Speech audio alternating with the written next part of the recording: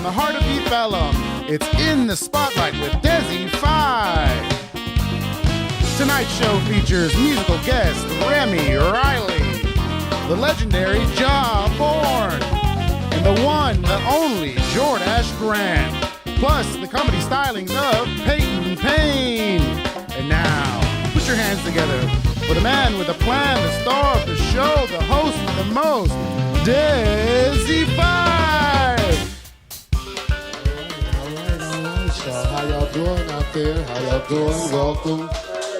Welcome to the pilot episode of In the Spotlight with Dezi. Thank you all so much for coming. We are recording this with Dope Ellum. First of all, give it up for Dope Ellum, everybody. They administered my tiny desk for Pick Up Your Phone, which all of you guys should definitely make sure you view and share. Listen, I don't care if I fucking make it. I'm gonna take that back. I would love to make it, but I'm a 42-year-old man, so I told myself, it's a bucket list thing. And so I knew 2 years ago, I was like, okay, I see everybody submitting this tiny desk shit, you know, and I'm not a kid, but fuck it, I think I'm gonna do it. But I said I was gonna do it after I had a body of work. So I released Dirty Laundry. And I was like, okay, so now if it does go somewhere, there's some music for people to go back to. I love the Dallas bitch period of Dezi, but look at this gut. I no longer can wear fishnet tights. No, I can't. You're just saying yes. Don't say yes. You see this. I mean, it's there.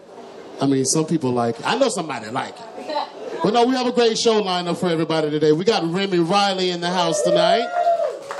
We got Jordache. We have Jordache Grant. And to kind of get you laughing a little bit, we have Payton Payne.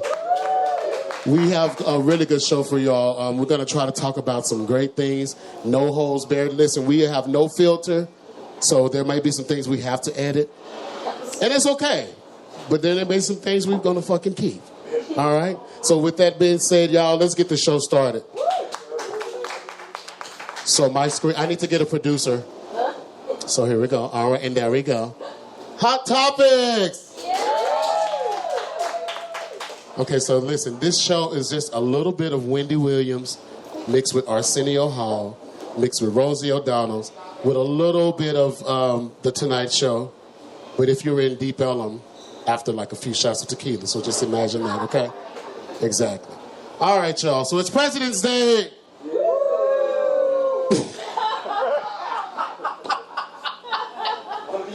Happy fucking President's Day to everybody out here but the motherfucking president, right? And with that being said, I think about this fantastic moment right here. So do we all remember when Kathy Griffin did that, right?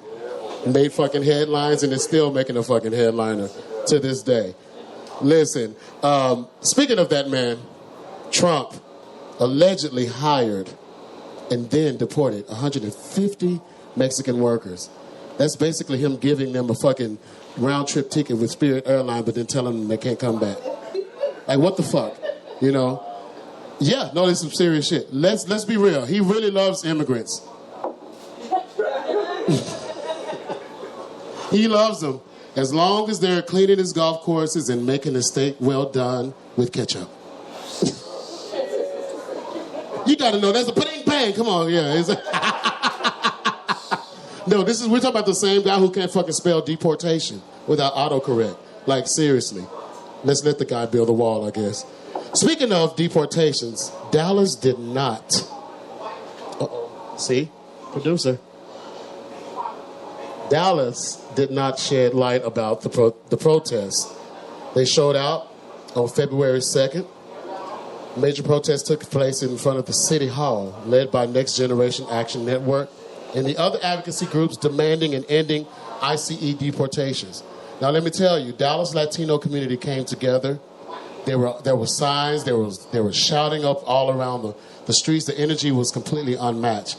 And they made it very clear that they're not putting up with this Donald Trump shit, and you guys shouldn't either, right? Exactly. And, I love to see it because, Dallas is built on the work of immigrants. Tell me where else you're going to get a good taco outside of Texas. Anyway, no, speaking of tacos, though, no, seriously. Speaking of tacos, there is a new taco joint owned by the local. You guys ever go to Lakewood Landing? So if you guys know Antonio, he's the chef. Him and his partner decided to open up a new taco joint, and it's on Peak. And I just wanted to make sure that I gave a shout out to them. They did the Food for the Dallas Entertainment Awards last year. They also pop up at Charters a lot. They're good friends of mine, so I'm going to plug in my motherfucking friends. Y'all go to their taco joint over there on Peak, all right? And also, one more thing. I don't know, speaking of, since we're in the Mexican mood, and I can say that because I grew up in Oak Cliff, I would like to, I just found out today that Paquita died. Does anybody here know who Paquita is? Okay, well, that's okay. Well, she is kind of like the Whitney Houston's mother of the Mexican culture. So Paquita has a song called Rata de Dos Patas. She's basically calling men rats. And so the Latino men love it. And so the reason why I'm paying homage to this woman is because I've worked at a lot of restaurants in my day in New York with a lot of Mexicans. And even here in Dallas. And one thing that I can tell you, if you know true Mexicans, they love this woman. So when everybody else that will be working as servers, they will be all in like they're like, why did the kitchen like you so much? It's because I know who Paquita is. And like I would go back there and I would sing the songs when I would feel like a little caged or I'm the new guy in the kitchen, and I would just say Rata de Dos Patas. They'd be like, "Oy, la familia," So and the next thing you fucking know, I can eat with the family. Everybody's like, "Dez, what the fuck?" And so Paquita, Paquita has saved my life a lot. Working in restaurants, I got free food. I got to hang with the guys. I used to bring them Modelo's, all types of shit. So listen, let's give it up for Paquita, everybody. Producer. All right. So we just celebrated 214 Day in Dallas, everybody. Not only was it Valentine's Day, Dallas celebrated their first annual 214 Day, hosted by the city of Dallas. I was definitely there with the Mavs Maniacs. Had a great fucking time. I was also able to perform with my brothers, Quentin and KJ and Jackie, so we had a good time. We really set the tone. It was a good moment, but honestly, just to realize that I remember back in 1985, there was only one area code in Dallas, 214. When did we start getting the second one? About like 97? Like right around there. At one point, it was just 214 already. So I'm like, you know what? I'm down for this. So to be called to do annual 214 Day, it meant a lot. I emceed it. I killed it. I smashed it.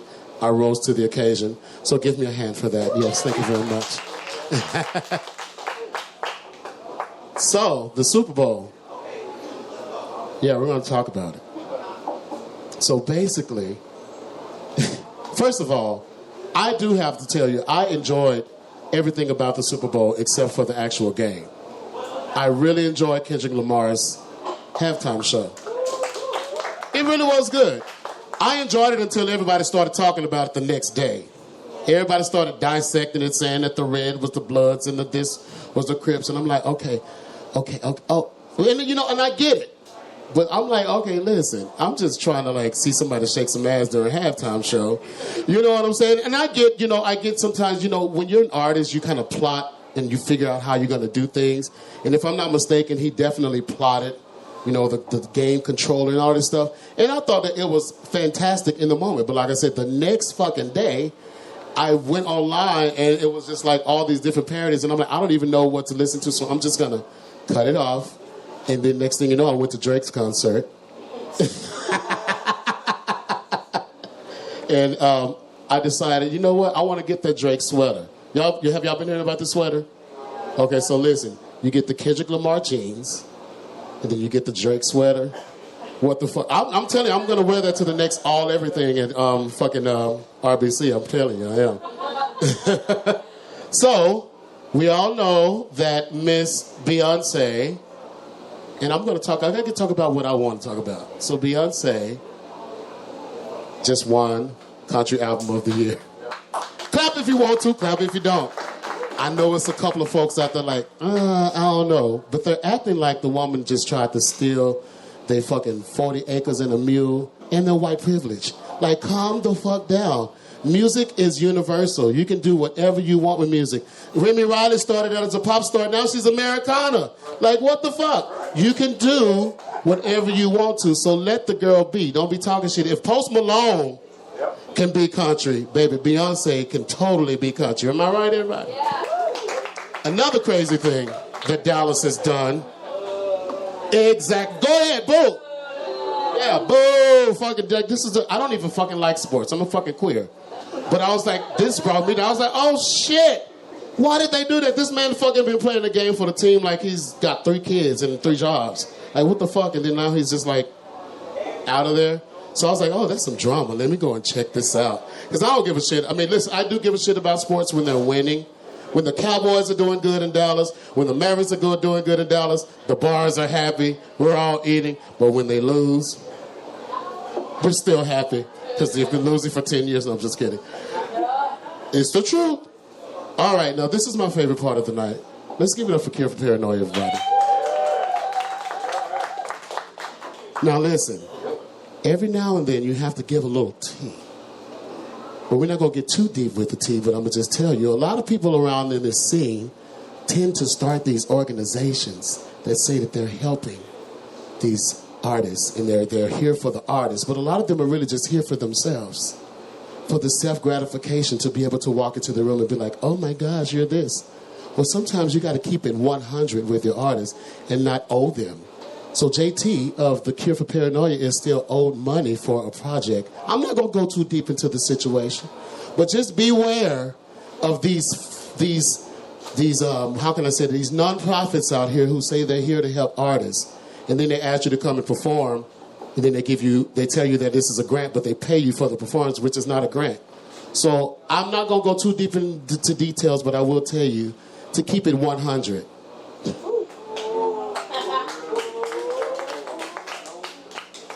That's all for today, as far as my hot topics. If I didn't talk about you, you should consider yourself blessed. And if I did talk about you, you're going to have to answer to the truth.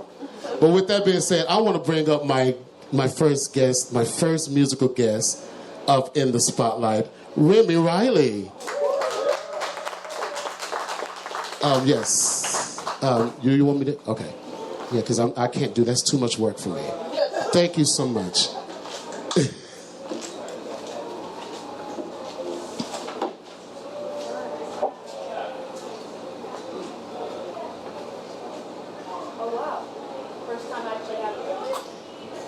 Okay.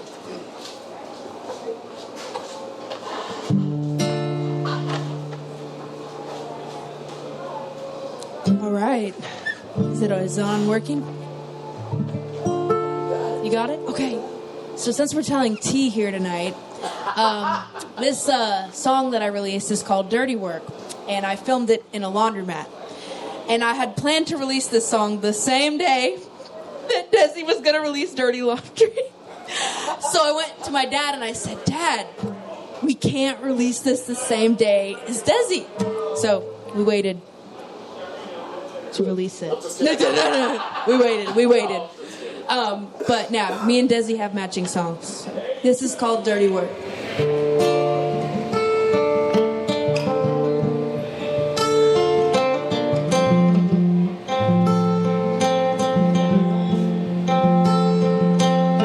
This can't be the same person you walked on.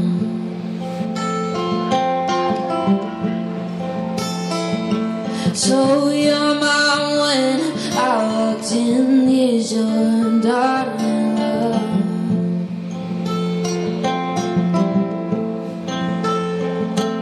If I mean that much to you, then what does it all mean? Just because I've got my own morals and boundaries.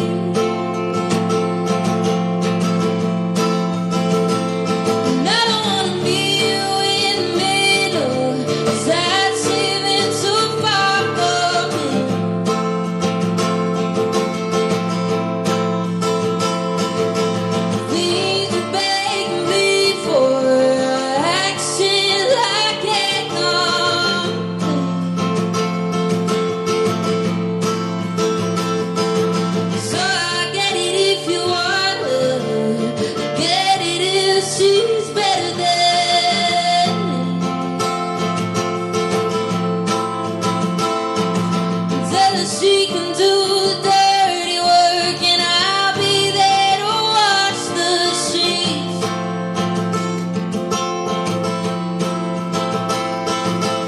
I can't be ashamed of you, show all your friends and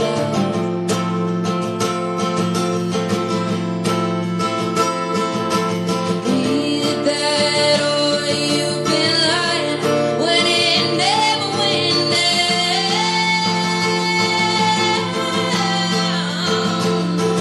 And then I think of all the times that I offended your name.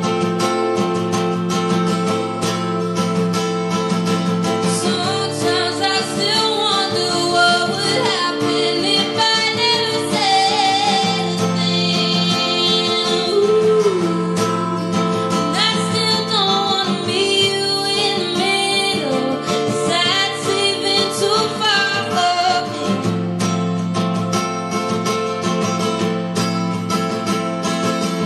Things you beg and plead for, action like a complaint. So I get it if you want her, get it if she's better than me. Tell her she can do the dirty work and I'll be there to wash the sheets.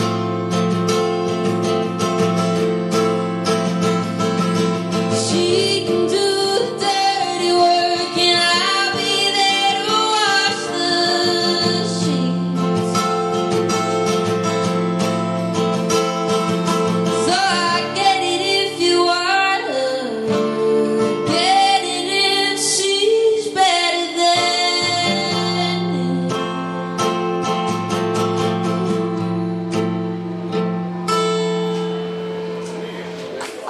Thank you guys very much. Make some noise for Remy Reilly, everybody. Remy, put your guitar down and come on over here and have a seat, darling.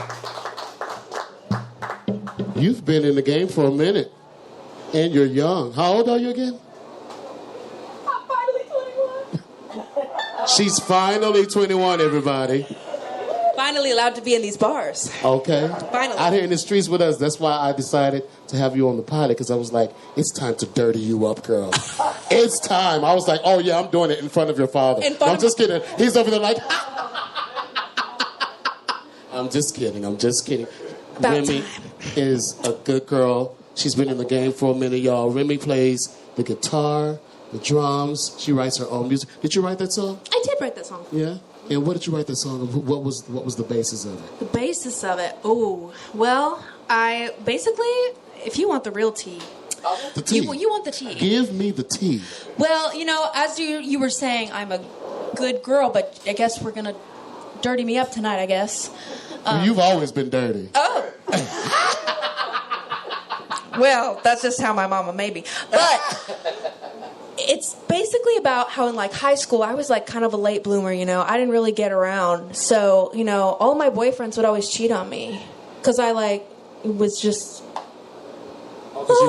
You were the boyfriends. They were your boyfriends at school, but you had to go home, and then they probably were doing other stuff. Oh yeah. Okay. So that's what that song's about cuz I was just like, no. Okay. No. It's very similar to. I grew up. I was a late bloomer too. I was still playing with Tonka trucks at 15. Oh, okay. I'm not lying. I would play with Tonka trucks with my neighbors, and when I would see the friends around the same age as me riding their bikes, I would throw the toys as if I wasn't playing. And then as soon as they would leave, I get that Tonka truck and get to ride and ride. I'm serious. My grandmother loved it. She was like, "That means my baby never gonna grow up." Oh, that's cute. But guess what? We do. We do. No, seriously. Thank you so much for coming to the show, Remy. I met Remy back in when I first came home from New York. So I want to say 2021. Oh wow. Wow. Yeah, That was my first time meeting. I think you had met me before, but I was in the clouds around that time. Back and forth to New York, to Dallas. It's very blurry. So you probably did, but I remember you at Texas Women University. Oh yes. That was the first time that I actually truly met you. Oh my god. And that was the first, because I was about to give up Because, like I told you, I'm 42, and sometimes in life you feel like, what the fuck am I doing? Yeah. And I had just came back from New York, and I was like, I'm just going to come to Dallas, and I'm just going to sit in the back, give me a quick little job, and just chill the fuck out, and then go back to New York. That was the quick thing. But it just didn't work out that way, and I'm okay with that. But I thought that I wasn't going to make music anymore. I thought I was done. Then I got a call from Texas Women University, which was through someone that we both work with. Jane? Jane. I still get money from Jane too, baby. Anyway, Jane called me. She said, do Texas Women University. I did it. The performance was very elevating for me. The college kids. To see, I was able to turn the college kids on. And I was like, okay, well, I still got it. Yeah. And I've been going ever since. So you were there because you performed. Was it before me or after? It was before. Yeah, you performed before me, which was fantastic. You were playing the keys. Like, I'm telling you, this girl is talented, y'all. Give it up for Remy Reilly. Thank you so much. Thank you, everybody. So you've been racking up awards. You won Best Americana Act. Yes. Best Pop Act. Yes. With the Dallas Entertainment Awards. Give it up for that, y'all. Yeah, thank you. How does it feel to get that kind of recognition? Because literally it was voted by the people. Oh, my God. It feels incredible. I was just at a loss for words that I won, too. Yeah, And also, like, it was so... Like, the people I was up against, too, just incredible talent. We were just talking about how many, like, insane musicians there are. I mean, just in Deep Ellum that play here, like, every single week. You could walk in and see people that have won Grammys. And they're just casually here blessing us all with their talents. So it felt incredible, especially, like, being in this scene for the amount of time that I have. It felt really nice being like... You say you've been going to the Freeman for a while. Since I was 14. Since you were 14? That is crazy. X's on my hands all the time. So guess what? I'm glad it's over. Yes. It's over. But listen, as your fairy godfather, auntie, Dezi, whatever you want me to... Auntie, fairy godmother, whatever, I will take you out. We won't go to the Freeman, though. Oh, no. Not saying that I don't want to go to the Freeman. I love y'all, because but... shout out to the Freeman. Yeah, shout out the to Freeman y'all. just got best... Yes. As they should. Traditional... What would they got? Best something. Venue. Best venue Over under 300 under? capacity. Okay. Yes, they did. So shout out to them. But no, that's not where we're going to go first. We're going to go dancing. Where? So we probably go to You and Maya said that. Oh, yeah, you got to go. You gotta go dancing. And when I say dancing, so I released a record back in 2015, 10 years ago, called Crucifixion on the Dance Floor. And one thing that I always say that people don't like to dance. People are starting to gradually dance a little bit now, but now they're dancing in this little TikTok box. Yep. And it seems like everybody's like in this little dance little thing, which is okay. But like I noticed that, my dad was a dancer, not like a professional dancer, but he went out and he danced in the clubs. And he told me that was the way that he got laid. Listen, that's what he said. You don't dance, you don't get laid. And so, like, but there, you're just standing over there looking, and then you're wondering why you don't have a phone number at the end of the day. And I have noticed that no matter what I do, I can go to a Mexican bar. I used to go to salsa. I used to do all of that shit. And if I would dance, by the end of the night, people were paying me to dance with their wives and buying me mojitos and I know you my like favorite drink. And buying me mojitos because I would just get out there and dance. And there is something about the freedom expression of dancing, which is why we want that to be the first thing, is because you get to see. We always are worried about what people are thinking of us, but when you're in that moment on the dance floor, you're just like, hey, you don't give a shit. That sets you apart from other people. So Absolutely. it's like we got to see who that is, But yeah, anyway, honey, speaking of recognition, you have a great relationship with KXT. I do. You do have a great relationship I love with them KXT. so tell dearly. me your affiliation with them. I noticed that they love you ever since. I think they've been writing about you ever since they could. So tell us a little bit about your relationship or how you feel about that, or just kind of let everyone know a little bit. Well, I first went to KXT with my song 26, which Jordache over there played on. And he basically co-produced my first record ever when I was 14, and that was the song I went to them. It was a song about bullying. Oh, that's also a song I put out. What do you know? Because what do you know? But the song was about bullying. That's how far back it is, because I got bullied in school so bad. I did too. I'm a little dork. But I think they used to call me gay. Oh. Well, That's all right. No, seriously, not to butt in. no. No. And even my friend is here. Her brother was the first one to wear a Y2K shirt. Really? To school, and we were like, what? You're so fucking cool. Like, we had a little clique called the Brick Clique, and we all would get together and lip sync to Destiny's Child and Aaliyah. I'm telling you, it was. The Clique Club. Yeah, we were the Brick Clique. The Brick Clique. Yes, don't forget it. I won't forget it. I'll never forget. Snap. No, just Bend and snap. Well, yeah, seriously. Like I said, I noticed the relationship you have with KXT. You've been doing everything from playing at Ferris Wheelers, Homegrown Bites. You are also an official artist with the Dallas Music Office with the busking. Yeah. So what's the difference? Because I know you're on the stages you've even performed at the Longhorn Ballroom. You have been, this girl has been all over the city. Like, I'm jealous. That's why I brought you. I want some of that juju. No, I'm just kidding. No, seriously, she's been at the Longhorn. You're going to be doing something at the Toyota factory in Irving, right? Yes. Yes. It's right before Faye Webster's concert. So, see? Outside. You're going to be exposed, so you're going to be out there representing us. Y'all support Remy Reilly. Support her music. Support her journey. She's now 21, so if, in fact, you do see my sister out there having drinks, y'all make sure y'all watch out for her. I'm a lightweight, don't give me that much. Huh? I'm a lightweight, don't give me that much. Well, I'm saying, I'm telling you, just watch out for her. Just watch out, yeah. You know what I'm saying? If any creeps are coming up to her, y'all make sure y'all bump them out of the way. That's what we do, because that's what we do as a community, and we protect everybody. But welcome to the clubs, girl! But don't go anywhere. Don't go anywhere. We're going to bring our next guest to the stage. Beautiful. Which you just talked about. Jordache just did not just did, but he did your first record. So we're going to bring Jordache and Job Born to the stage. Legends.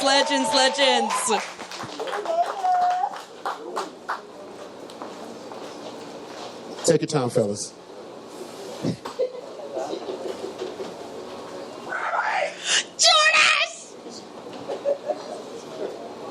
Is it reaching? Fangirl. Is it long enough? That's what she's... I know someone said it. I know. What is going on, fellas? Everybody welcome Jordache Grant and Job Born. Man, it is such a pleasure to have you. We got some generations. We got Remy here representing now. And we have you fellas that are just pumping out great music for others. Jordache, if you guys... I met Jordache at a wedding. We actually share stages on the weekends. We sing with Absolute Entertainment. I sing with Absolute Entertainment. Jordache plays the keys. We sing Motown music, pop music, some of everything. And so that's how I first met Jordache, because Jordache always has to get there before us, because he has to do cocktail hour. You see, us singers, we just get the show up. He's already been there for like an hour. So he's always like, I'm ready to eat. Yeah, they let me play an hour before the show starts. Yeah, but then coming to find out that Jordache has worked with Joe. He has worked with Kim. Yep. He's worked with John B. Mm-hmm. And I love all of those artists. If you love R&B the way I love R&B, first of all, that is an immaculate list of people to be working with. Baby. And now he's currently working with Fort Worth's, or DFW owns, Abraham Alexander. I'm sorry. Abraham Oscar Alexander. nominated. Yeah. Who just received an Oscar nomination for his song. Like a Bird. Yeah. What is the song called? Like a Bird. Like a Bird, for the movie Sing Sing? For the movie Sing Sing. Yes. Uh-huh. I did a little bit of research. No, I'm just kidding. No. So, question. Yes, sir. You've watched Abraham grow from Fort Worth to where he is now. How's that journey been like? Man, just watching it. Literally, it's kind of the same way I met Remy. We have a gem of a studio here in town called Modern Electric Studios. Give it up for Modern Electric. So, and I've been blessed to produce a lot of records and tour with a lot of people. Some of you might have even known, well, you should know this guy's name, Paul Cawthon, one of our own as well. I'm on the Rome 41 record. That's me playing on Cocaine Country, dancing, all of that stuff with Paul. So, met Remy there also when she was about 13 years old.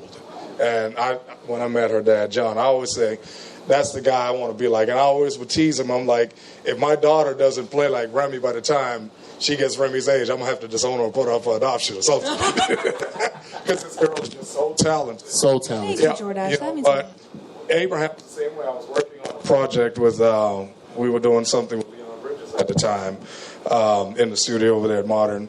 And my other co-production partner that I just love, been knowing him since he was 19 years old, again, another Dallas gem, Jason Burt. He was like, man, there's this kid named Abraham. You know, he's just starting to write. You know, he's just learning how to play the guitar, but, man, he has some great songs. I really, really think you should check him out. So I told him and Leon, I was like, well, yeah, man, next time we come in the studio, just bring him on in. You know, I'll take a listen. Sorry about that. Oh, that's cool. Yeah, I'll hold it right tight here. there. I'll grab it tight, put some love on it. You know, if anybody know how to make it work. So anyway, yeah, with Abraham, yeah, he came into the studio, and at the time he was writing a song called Lover's Game, and then he let me hear his first demo of him just trying to play some chords through his first hit song, which was called Stay. And immediately when I heard those lyrics to Stay, I said, man, whatever you need from me, I'm backing you from today on. And that was back in like 2016. And he was like, well, I really, you know, I need to learn how to play a little bit more. And I definitely, you know, I want to do music full time. And I said, well, man, let's go. And I've been with him as his MD literally from that day over at Modern Electric. That is fantastic. That is fantastic. And well deserved for all of the accolades. I don't see the wheels stopping. Yeah. I told you when we talked the other day, I said I'm just so proud that he has carved his own way. Yeah. You know, because we also, how many of y'all know who Abraham Alexander is? Oh, yeah. And how many of y'all know who Leon Bridges is? Oh, yeah. So Leon Bridges and Abraham Alexander are definitely good friends. Yeah. And I was like, not concerned because we all have our own lanes, but I was always like, okay, he was always right there. Yeah. But I told him that this right here is what set him apart. Yeah. This is where he's in his own lane and he can. It's just fantastic. And to even know that he had just started in 2016, that's even amazing. So that lets you know the sky's the limits, everybody, seriously. It's so crazy, and then I let it go. You know, because, of course, you know, when we started touring, I mean, we've toured the world with the Lumineers, Black Pullman, some of everybody. And people would always tell Abraham, you know, man, you might want to start, you know, adding some more to your music, blah, blah, blah. And I said, you only need 4 chords and a heart, baby. Yeah. Don't change the formula. It's working. Yeah. And that's literally what led him to an Oscar. Yeah. 4 chords and a heart. And it worked. Lady Gaga says sometimes the simplest move is right. Yes. But your journey is interesting. Coming from the Bahamas to Florida to he is also a teacher. What do you teach? I'm actually a band and orchestra director. Been teaching for 20 years now. If you're familiar with Uplift Education, I'm the band and orchestra director at North Hills, which I started all of the music programs for Uplift about 15 years ago. So that's my Clark Kent job, and then this is my Superman job. Superman. Yeah. Well, man, Jordache, it is great talking to you, but you still stay there. Yes. Now, listen, we about to go to the man next to you. Yes, indeed. Right? Now, first of all, before we go to Jawborn, so Jawborn and Jordache have been working together now for how long? About 5 years or so. About 5 years, and they just won Best Producers of the Dallas Entertainment Awards. And first of all, that is something that should have been happening a long time ago because Jawborn, everybody, Legend. Celebrating 28 years of Erykah Badu's Baduism, is in the building, Grammy-winning producer, the one who actually helped Erykah Badu write the song of my life, On and On. I get to sit here and finally talk to you without any interruptions about how much that shit means to me. But before I do that, thank you so much for joining y'all. Give it up for Jawborn. Hey, thanks for having me, family. So you are a part of the infrastructure that changed music. So how, I know you get asked a lot, but I'm sure you don't mind telling it. The beginning process of that situation. I know, the beginning process of that situation. Did it start stitchy? Did you come up with the track? Like, what the hell happened? I just want to fucking know.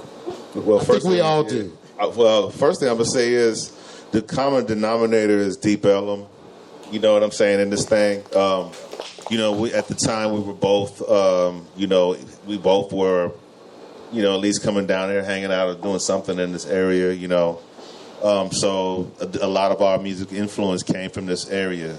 Now that being said, man, it was just a night. I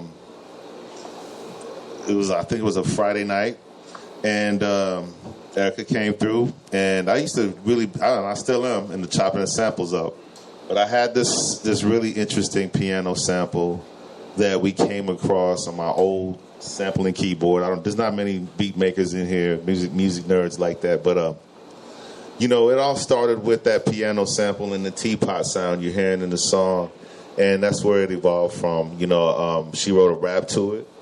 So I posted on my Instagram the other day on a slide. She's actually saying that rap. Super rare, you know what I'm saying? Occurrence, but it started with a rap, and she wrote the song, man. And we took off from there. That is completely insane, y'all. Listen, she even puts in the song. If you guys know the song, "Mad Props to the God Jawborn." So how does that feel every time you hear that? She put it in 2 of her songs. Man, that's a mantra, man. I love it. Man, so I'm gonna tell you. So I've been a huge fan of Erykah Badu since I was a kid. 96, when I first was introduced to the actual album, I remember seeing the CD at my aunt's house. My aunt used to stand at the top of the stairs and sing "Next Lifetime" to us. I see you next lifetime. And it was just like a part of my. But I remember very vaguely, and not vaguely, but I was an instrumentalist. I played the baritone sax. My voice was changing. I had always been known as the kid with the high voice. And I he's gonna be the next Tevin Campbell, or whatever. So I just knew I had it. But when you turn about 15, you get this little in your voice. Yep. And I'll never forget, I was both rehearsing my Barry because I still want to be badass, but then On and On comes on, and I'm trying to sing it in the same octave as her, like I used to, and I wasn't able to. And I remember beating myself. Get it out. I was so angry because I'm like, I can't sing anymore. And I did not sing anymore until I went to college. But I wrote every word to that song down, and then and I listened to it. I lived and breathed it. And I will tell you this, and I just have to tell you, when I came out as a musician, On and On was part of that too. So it was like a 360 situation. And I remember when you sung On and On up at the Prophet Bar. Yeah. Multiple times. Yeah. I went to the Prophet Bar because they told me, I had a rock band called the Gypsy Hideout, and we were playing all over Deep Ellum. We had already we were playing at the Curtain Club, and we were doing it, but the guys said that I was working them too hard because I would make them, if you fuck up, start over. We were just in the garage just killing it, and they were like, Dez, dude, calm the fuck down. We're just trying to have a good time. I was like, well, I'm trying to get famous, bitch. This is me at the time, 26-year-old Dezi. And so I didn't know what to do. It was a Wednesday, the first day we didn't have rehearsal. And a friend of mine, Daytron Cook, Daytron told me, he said, I know you're bored. I said, I was bored. I'm used to rehearsing on Wednesdays. I'm used to doing things. And he was like, dude, go to the Prophet Bar. Erykah Badu's band is there. Man, if she see you, she gonna sign you right on. That's what they say. And everybody in here that's gone to the Prophet Bar, that's what you hear in the beginning. So you're all like, let me get it together, put my gear on, and then I go. But fuck that. You walk in the room, you smell incense, J-Clip scratching, Jawborn. It was the best feeling. I was addicted. Me and my friend Dupe would get together every Tuesday to make sure that we went to the Prophet Bar, and it is a part of that whole 360. And I remember, you guys went to Grambling together, right? I didn't go to Grambling. You didn't go to Grambling. So the 5%er book. Right. Tell us a little bit about that. Okay, well, what we call the Book of Life, or the 120 Lessons, is there's information from that, and if you choose to read into it, there's a good podcast. It's called The Front Room, where they take a deep dive. It's the father and son. They take a deep dive into the song On and On and the lyrics, and the connection with those lessons. So you're actually hearing some of those lessons and words reflected in the song. Like when I was 26, I got the Erykah Badu book, and it said that there was a specific book that everybody was carrying, written by a white guy, actually. His name was Isaac or something, but I bought that book, and I'm letting you know that my name is Dezi 5 because I consider myself a part of the nation of gods and earths. I consider myself that, even though at one point I thought I wouldn't be accepted, but it's not about that. It's about the mind, and it has helped me write. That 5, that's where the 5 comes from. And I've always felt that, that's why I'm so happy. That's where that 5 is like, I'm a part of that the people that are being shut up because they don't want you to tell the people the truth. And that's what the 5 stands for. We're that 5%. And because of on and knowing that knowledge, that's where Dezi 5 came from. And that's why this is totally 360 for me. Thank you so much for being here. Man, thanks for having me. You know what, man? It's one thing when you are part of a song now that has actually moved people. Yeah. You know what I'm saying? Like in that manner, where there's a message that has impacted, their life. You know what I'm saying? So that gives a whole lot more and deeper meaning to the song, and it makes it so much cooler to work on music, man, and do this and do what we do. You know. With that being said, so who are you currently? Are there any Dallas-based artists you're working with now? Who are you? Any international artists that you can tell us? Like, what's the tea? Well, I could tell you this. Me and this guy, we have teamed up, and we have, there's so many people that I could say, there's a few nominees from the Dallas Entertainment Awards that I've worked with. But I'll tell you right now, Vandell Andrews and Kay Yvette. Vandell Andrews. Good song, by the way. He's a really good saxophone player. He was nominated for Best Saxophone in Dallas. Best saxophonist. And we've got a song right now that has charted in overseas and is getting radio plays. It's called Mango Breeze. So, I got to plug them. You know what we're doing. You got to do it. You got to do it. And we're working on projects with K-Vet, Flowzilla. I'm working with Black Scientists, which is me and Dedrick. And we did She's in the Crowd right there. Salako, we got a track that we've done with her. I don't want to leave anybody out, but I know that Caution and I are doing a record.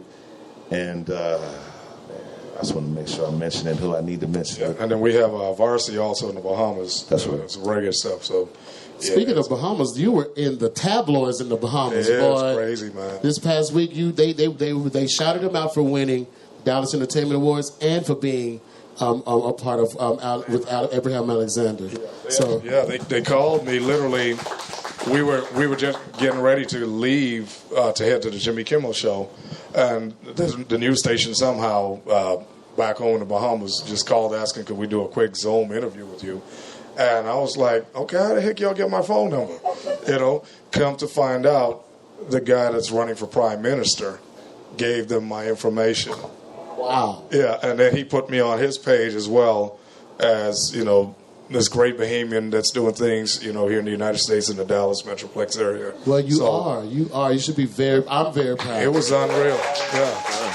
We're all very proud. Seriously, I cannot wait to see, is he performing the Oscars? That's what we're waiting to find out. So we'll see.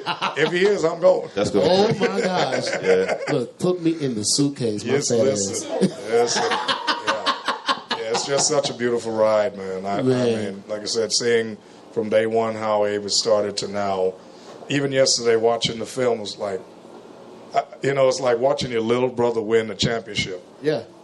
That's what it feels like for me. That's how we all should feel for Abraham. Seriously. Yeah. Well, y'all, we gonna light it. We gonna spruce it up a little bit. We gonna get to a little comedy. Is that all right, y'all? Let's go. Listen.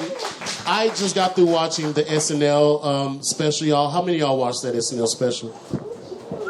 Oh, well, y'all need to get to do it. Y'all need to do your research. Get to watching it. No, it's really good. Mixing music and comedy is something that's been done a lot, and I knew that I wanted to do when I did this show, which give it up for my pilot show, everybody. Night one. This is just night one. We're going to iron out every kink. Trust me, by the next time it's going to be better and better. But I think this is great. Are y'all having a good time now? Heck yeah. Yeah. So with that being said, we're going to call our first comedian to ever do In the Spotlight with Dezi. Give it up for Payton Payne.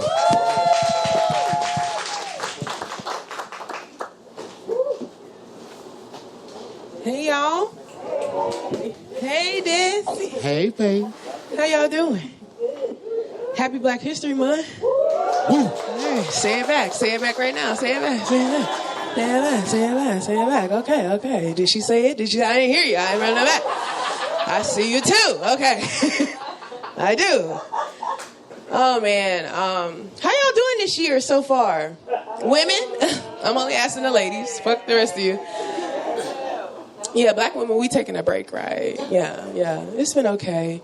I've been watching the news. Y'all been watching the news? Me neither. I don't even know why I said it. Stupid question. TikTok, though. I've been on TikTok heavy. You know, something that's really affecting my people. There's been a lot of food recalls on all the delicious shit. I don't know if they attacking a certain demographic of people, fat asses, but I feel attacked, you know? Like they finding listeria in a lot of food, this new bacteria, listeria. They be like, watch out for the cupcakes. It's listeria in the cupcakes. And I'm like, what the fuck is listeria, you know? I got a cousin named Listeria, but when did that bitch start taking people out? It's crazy. Haven't heard from her. But no, it's like they replacing real food with artificial food. You know, Costco started selling buckets of food that lasts 25 years. One flavor. Teriyaki chicken. Yuck, you know?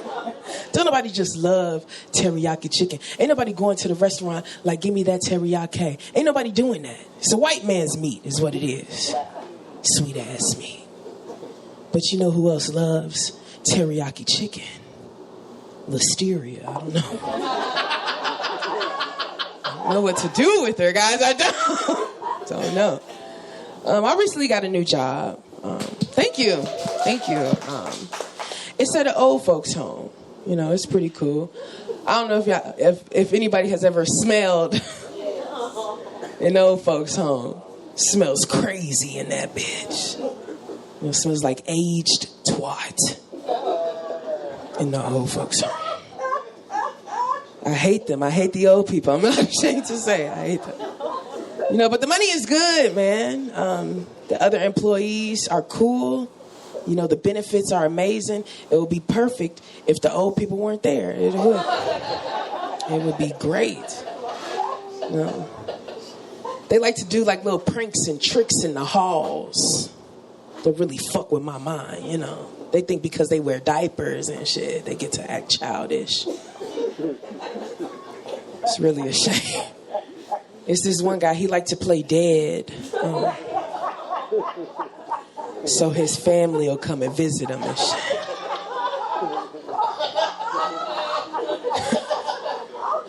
It is crazy. It's crazy. And everybody in on it too. They like, yeah, do it today. And then he goes straight into it. Stiff as a board he become.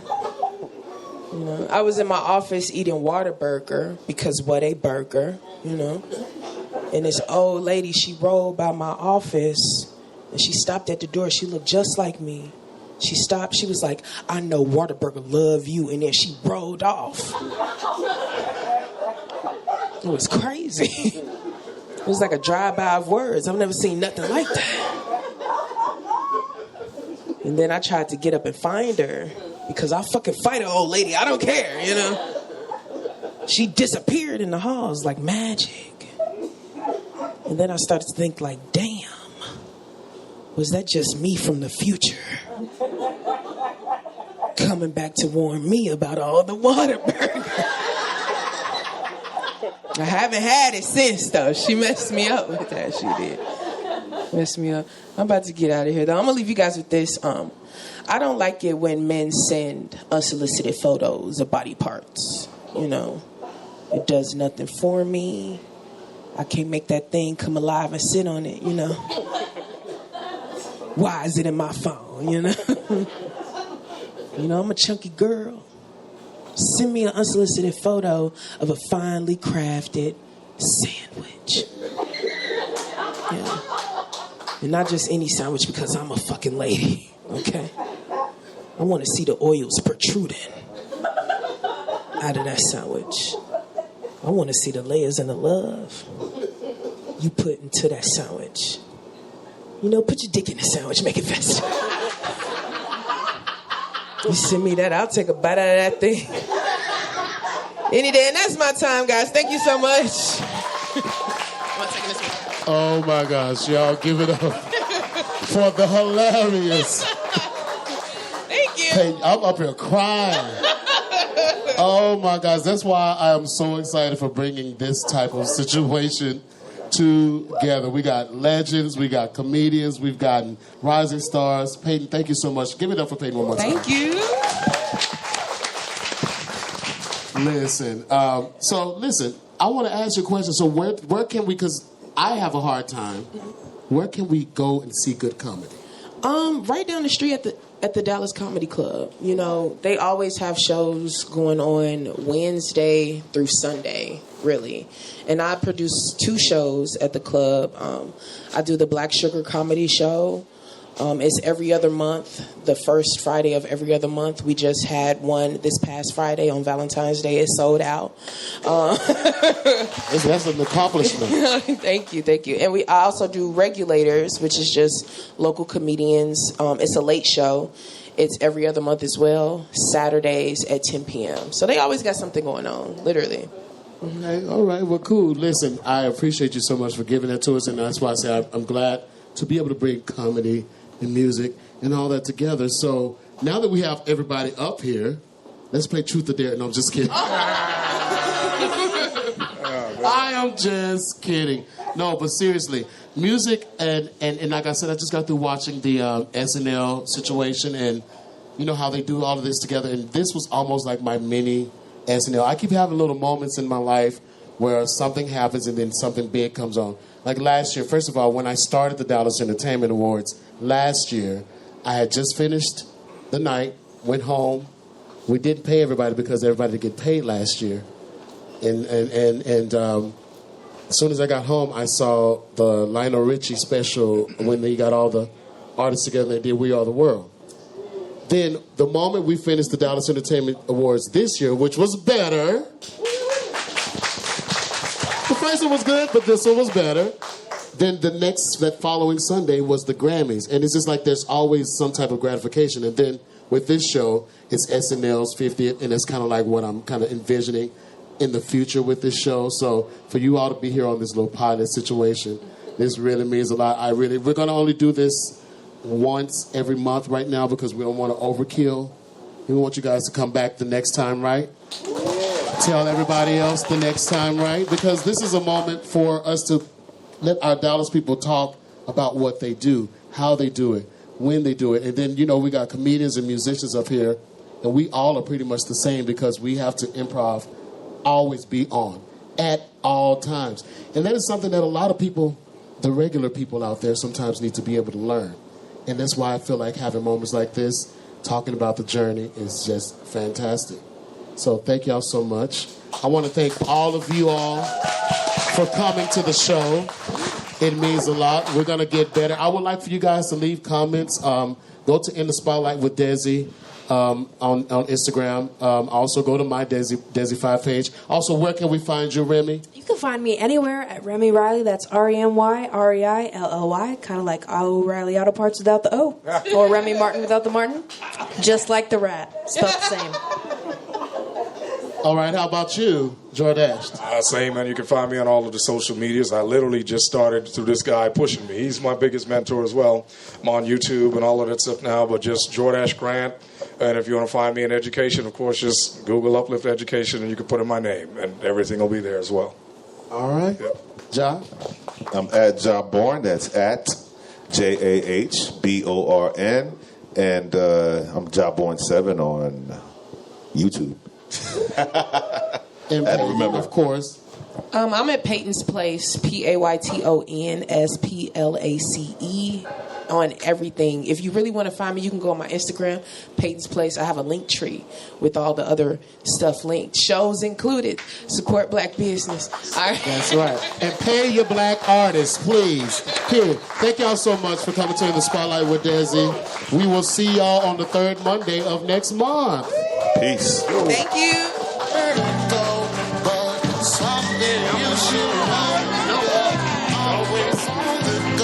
So if you don't reply, I guess you never know, yeah.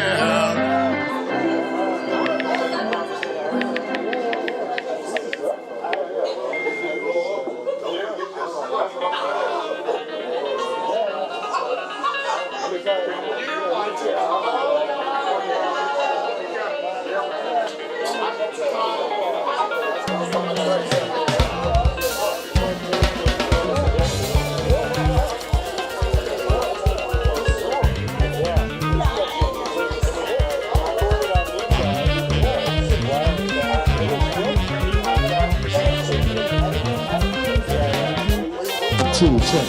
I'm so sorry, guys. I must give a special thank you to my fellas at Dope Ellum, the videographers. We have Kiefer, we have AC, and we have John Day. Listen, Dope Ellum they are here for all of us. They want to work. They want to get Dallas documents out there. They want to get things out. Please solicit them. Call them. Let them come to your shows. Let them get some footage that you can use for your reels. I utilize Dope Ellum because I'm telling you, ever since they did my tiny desk, did you guys get to take a look at my tiny desk? If you didn't get to take a look at it, definitely. So these guys are fantastic, and I just want to give a shout out to them, as well as Will Call for this amazing room. I encourage anybody to use this room for your own art avenues. Anything that you're doing, this is too intimate. You can't get anything better than this. So thank y'all so much. Let's do this photo.